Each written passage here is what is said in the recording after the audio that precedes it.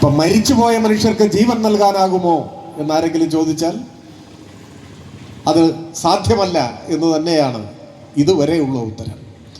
ആധുനിക വൈദ്യശാസ്ത്രം ഇത്രമാത്രം പുരോഗമിച്ചിട്ടും ഒരാൾ മരിച്ചാൽ മരിച്ചതാണ്, പിന്നെ ജീവൻ കൊടുക്കാൻ പറ്റില്ല.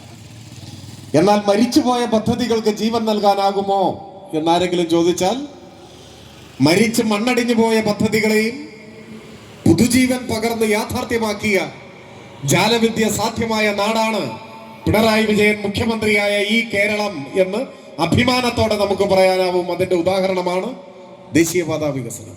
പറവൂരുകാർക്ക് ദേശീയപാതയെ കുറിച്ച് പറഞ്ഞു തരേണ്ട ആവശ്യമില്ലല്ലോ.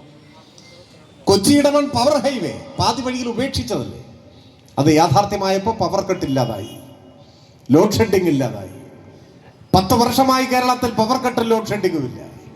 ഇടതുപക്ഷ ഭരണത്തിന്റെ മഹത്തായ നേട്ടങ്ങളിലൊന്നാണ്. ഏതെങ്കിലും ഒരു സമയത്ത് കേരളത്തിൽ ഇനി UDF വന്നാൽ അന്നാണ് ഇനി പവർ കട്ട് തുടങ്ങുക. അപ്പൊ പവർ കട്ട് ഉണ്ടാകാതിരിക്കാൻ UDF വരാതിരിക്കുക എന്നതാണ് വോട്ടർമാരുടെ മുന്നിലുള്ള ഒരു പോംവഴി.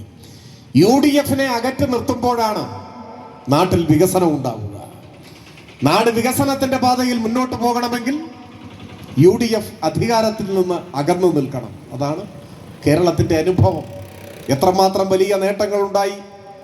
ഇന്ത്യയിലെ ആദ്യത്തെ ഡിജിറ്റൽ യൂണിവേഴ്സിറ്റി കൊൽക്കത്തയിലോ ഡൽഹിയിലോ മുംബൈയിലോ ഒന്നുമല്ല, നമ്മുടെ തിരുവനന്തപുരം. ഇന്ത്യയിലെ ആദ്യത്തെ ഡിജിറ്റൽ യൂണിവേഴ്സിറ്റി, ഇന്ത്യയിലെ ആദ്യത്തെ വാട്ടർ മെട്രോ നമ്മുടെ കൊച്ചി.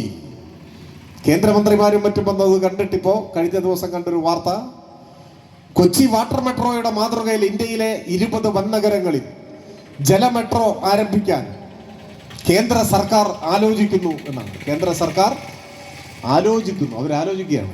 നമ്മളിവിടെ പ്രയോഗത്തിൽ വരുത്തിയിട്ട് വർഷം 2-3 കഴിഞ്ഞു. അതാണ് വ്യത്യാസം.